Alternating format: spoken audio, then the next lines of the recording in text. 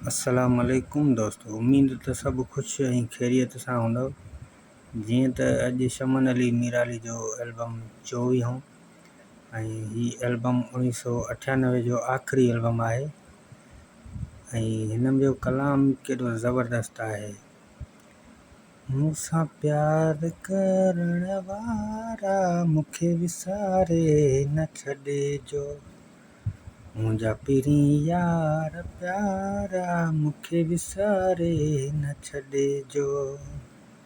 दोस्तों, ही एल्बम तमामु बहितरीनु आहे ऐं दोस्तनि कमेंट्स कया आहिनि, उन्हनि जा कमेंट्स शामिलु कयूं, उनखां बाद ॿी ॻाल्हि कंदासीं। जीअं त पहिरीं कमेंट्स आहे शाहबान सोलंकी साहब, कलाम भलो आहे। ऐं उनखां पोइ शाहबान लिखियो आहे त वालेकुम सलाम अदा। उनखां पोइ शाहबान सोलंकी लिखियो आहे त 2 सॉन्ग कॉपी आहिनि, वॾी महिरबानी। ऐं ॿिया दोस्त बि आहिनि। मुंहिंजो प्यारो दोस्त नेक मोहम्मद अदा, ही एल्बम मुंहिंजी पसंदि जो आहे, वॾी महिरबानी, असांजी पसंदि जो आहे। उनखां पोइ वाह साईं वाह ज़बरदस्त, नेक मोहम्मद साहब वॾी महिरबानियूं। उनखां पोइ आहे नादिर अली, वॾी महिरबानी भाउ, कुर्ब तव्हांजा। वीडियो ॾिसो पिया, लाइक कयो पिया, तव्हांजो बिल्कुलु थोराए थो आहियां।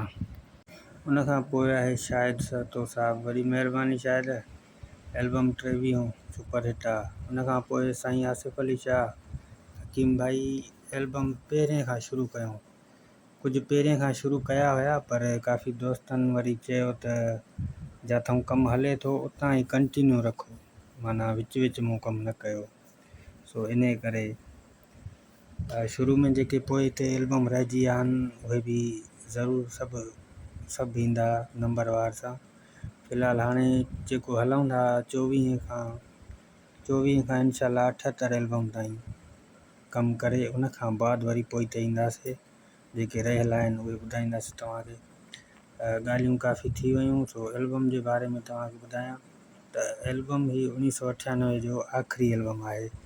इन खां बाद 25 एल्बम जेको आहे तो लाइ केॾो आहियां रुनो, इहो 1999 में आहे।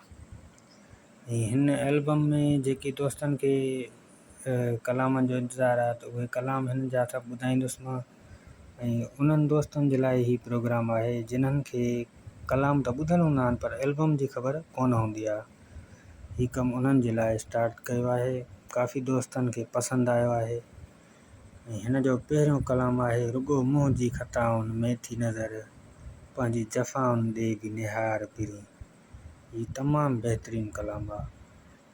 उनखां पोइ आहे अख़्तियार शाह जो, जेल सनड़ीअ ते पाणीअ जो मटको भरियल, मस्त कई मूं जहिड़ा कंदियां जॾहिं खिलंदियां। उनखां पोइ वहीद हकड़े साहब जो कलाम आहे, प्यार कयो आहे प्यार कंदासीं। उनखां पोइ आहे वहीद हकड़े जो कलाम आहे, तोखे विसारण मुंहिंजे वस में नाहे, मां मजबूर आहियां। उनखां पोइ आहे अब्बास अली शाह जो कलाम, मूंसां प्यार करण वारा मूंखे विसारे न छॾिजो। उनखां पोइ आहे बलोची कलाम आहे, अल्लाह थारा प्यारी मौला थारा प्यारी। ऐं उनखां पोइ आहे अहमद अली जी शाइरी आहे, एॾी ॾे न सज़ा रही छो थो जुदा मुंहिंजा दिल भर प्यारा। उनखां पोइ आहे ग़ुलाम क़ादिर घायल जो कलाम ज़बरदस्त, फ़क़ीराणी तबीयत जो मूंखे दिल भर मिली वियो आहे। उनखां पोइ आहे कलाम ज़बरदस्त आहे, मां दीवानो आशिक़ तुंहिंजी दीद जो, मूंखे पाए पिरी को भाकुर ईद जो। उनखां पोइ आख़िरी कलाम वहीद हकड़े जो आहे, यार मुंहिंजो आहे पारे दरिया जे, पियो रहां हिन पार माला। ज़बरदस्त गीत आहे। एल्बम कंप्लीट थी चुको ऐं तव्हां कलाम ॿुधा जेके बि हुया हिन में, ऐं दोस्तनि ताईं शेयर ज़रूरु कयो।